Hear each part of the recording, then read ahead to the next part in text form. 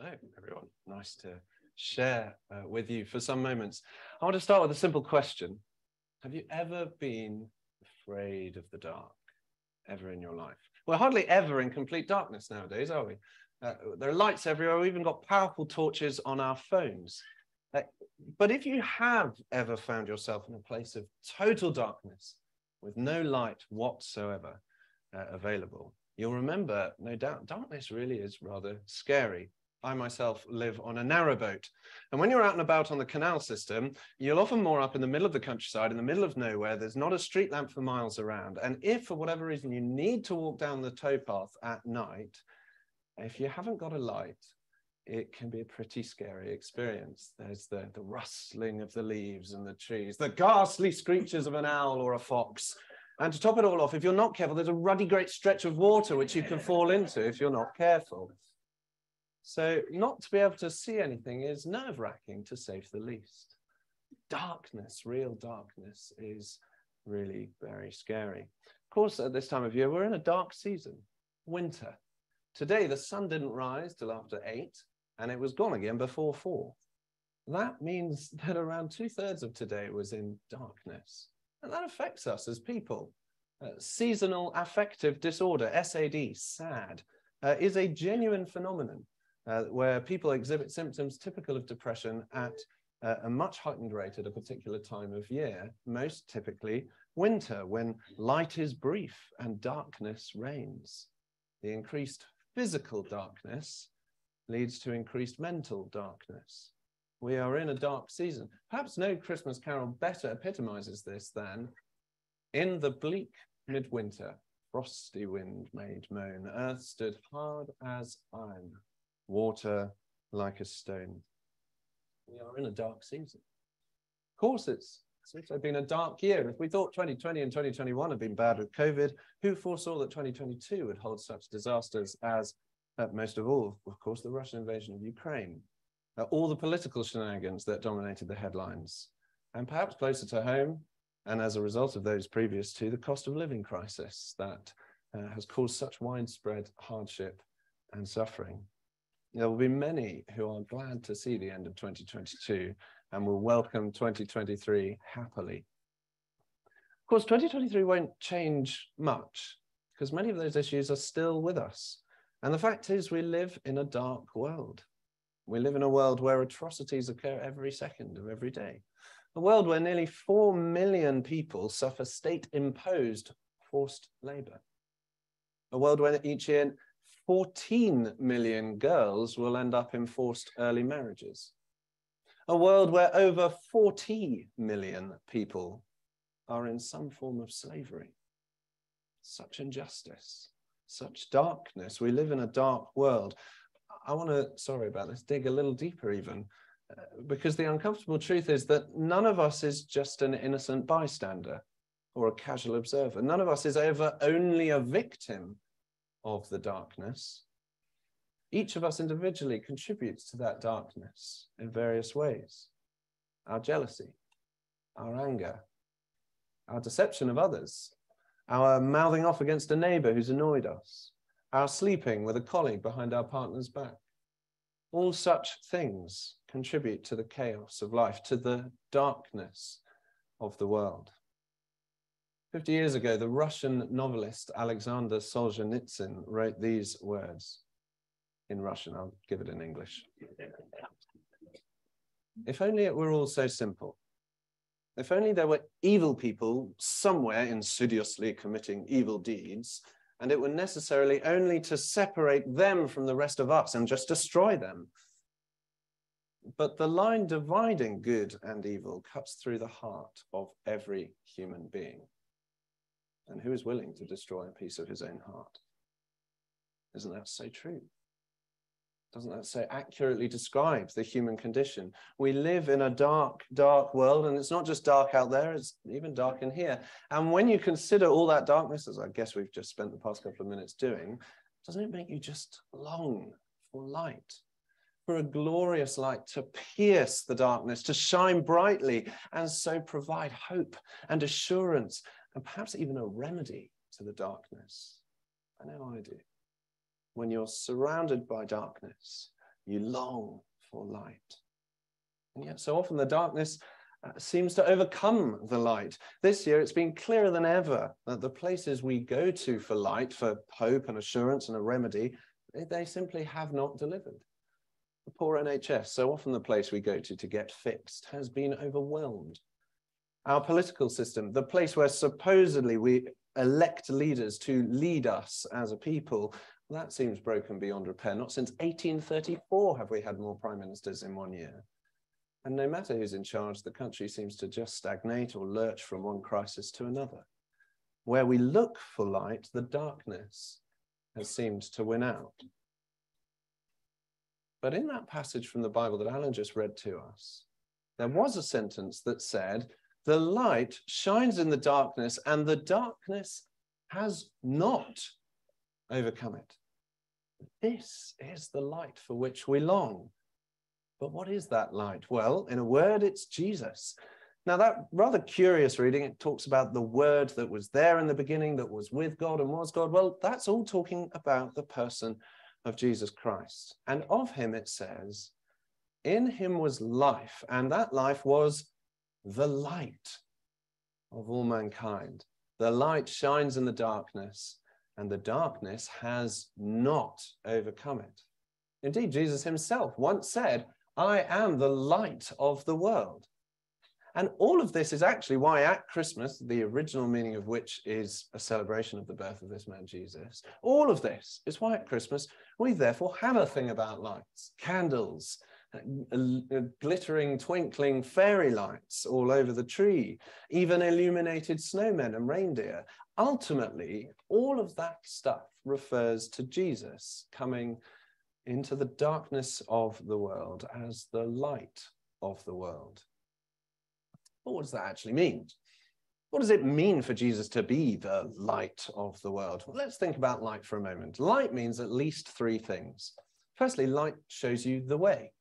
Imagine me on my canal boat, or more specifically on the towpath next to the canal at night in the middle of nowhere. It will only be the light of the moon, or if that's not there because it's cloudy, most often the case in this country, the light from my phone that will stop me from falling in. When we're lost in the dark, we need a light to show us the way to safety and to home. And so this is one way in which Jesus is the light of the world, because he shows us the way. In fact, listen to what Jesus says immediately after he claims to be the light of the world. He says, I am the light of the world. Whoever follows me will never walk in darkness, but will have the light of life.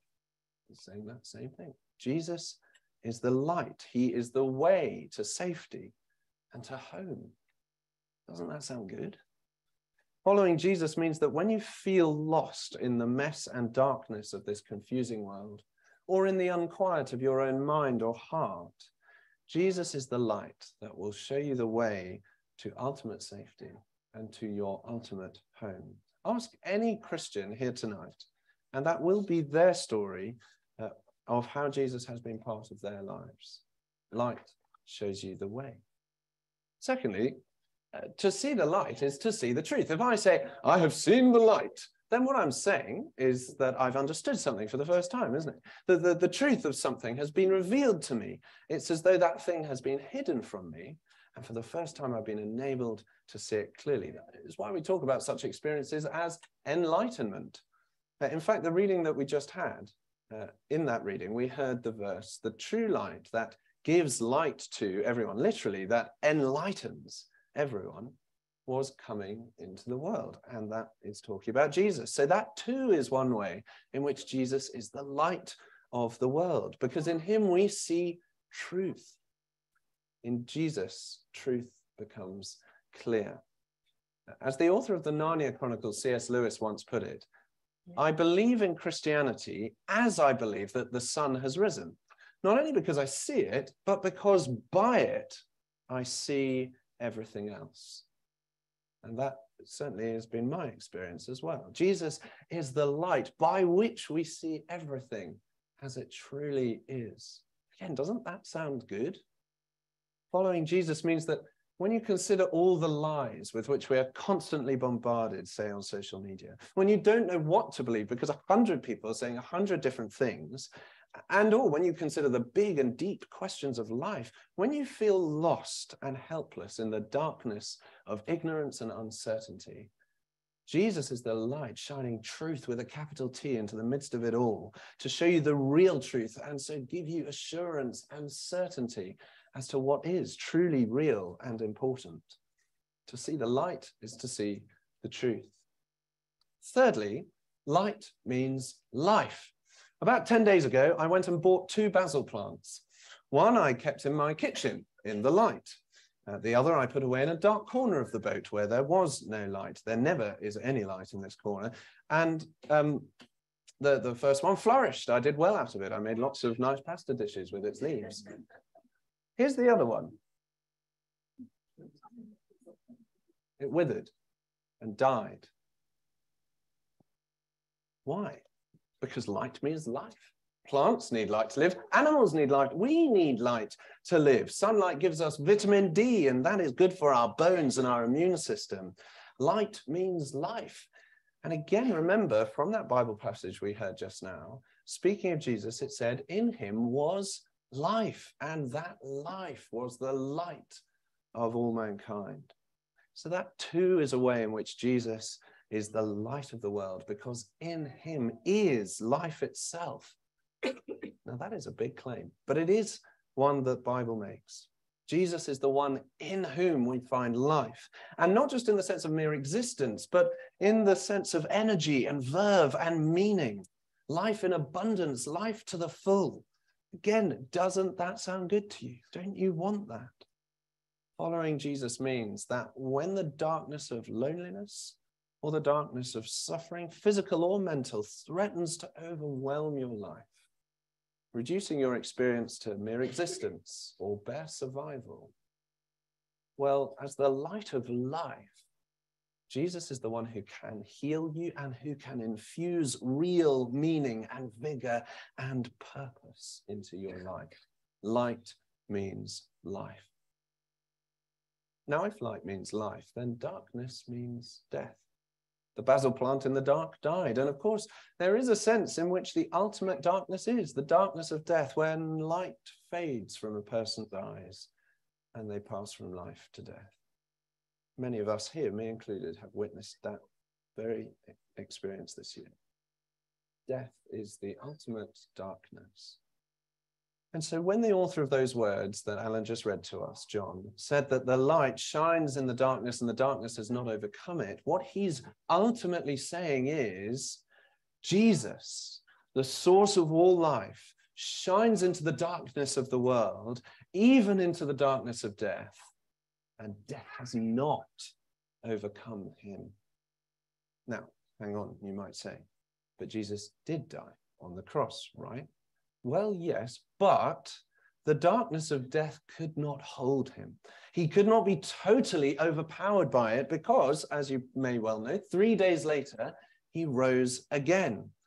The darkness could not overcome the light of life that was in Jesus. And actually, that's what we celebrate at Easter. And so that is why we celebrate the birth of Jesus Christ at Christmas. Otherwise, who was Jesus? If Jesus hadn't risen again, if he just stayed dead, well, then he'd just have been an average human being like every other human being who's ever lived. And there's no way that 2,000 years later, 3,000 miles away, we'd still be talking about him, let alone celebrating his birth every year. But because Jesus did defeat death by rising again at Easter, and so giving people the hope of life beyond death, hope of a new world where there is no darkness but only light, well, he therefore really is the light that darkness has not been able to overcome. And that is why at Christmas, as I said earlier, to remember Jesus, we light candles. We put up twinkling Christmas lights. For just like that glorious moment at dawn, when after the long shadows of night, the first sliver of sun peeps above the horizon to begin a magnificent sunrise, so too is Christmas. That arrival of the baby Jesus, that stepping into the dark world by God himself in human form. That is that first moment of the ultimate sunrise, the ultimate light, the light of life shining into a dark, dark world that had been longing for light. Jesus is the light of the world. He is the way, the truth, and the life. And so if you're here today as someone who's heard of Jesus, perhaps you know something of the nativity story, but your knowledge of Jesus perhaps doesn't go much beyond that. You wouldn't call yourself a follower of Jesus. Can I encourage you today, let this Christmas be a bit different. If every Christmas in your life so far, it's all been about the family time, the presents under the tree, the turkey, the Christmas pudding, all wonderful things in and of themselves, but you've never actually asked the question, why am I even doing all this in the first place? What even is the real meaning of Christmas? Why not this Christmas take the opportunity to give it some thought, to ask what it is in fact all about, to see if Jesus really is the light that death was not able to overcome, to see if he really is able to deliver on the claims to be his claims to be the light of the world, and therefore to be the way, the truth, and the life, even the one in whom life beyond death is a real possibility. And there are multiple ways you can do that here at Hillview. There's our Christmas Day service. Details are on this flyer. If you're intrigued and you want to find out more, please tell one of the church leaders here, such as Simon, and we could put on an Alpha course in the new year for you to ask your questions at. You don't have to wait till then. We have booklets here at the front on the table there called Why Christmas? They are free. They're free for you to take away and read. But why not, even after this service has ended today, turn to the person who invited you here this evening and ask them to tell you what Jesus being the light of the world means to them. Or you could even ask for them to meet you over a coffee or a beer, whatever your preference is. And perhaps look at a bit of the Bible together. You could start with one of the biographies of Jesus's life.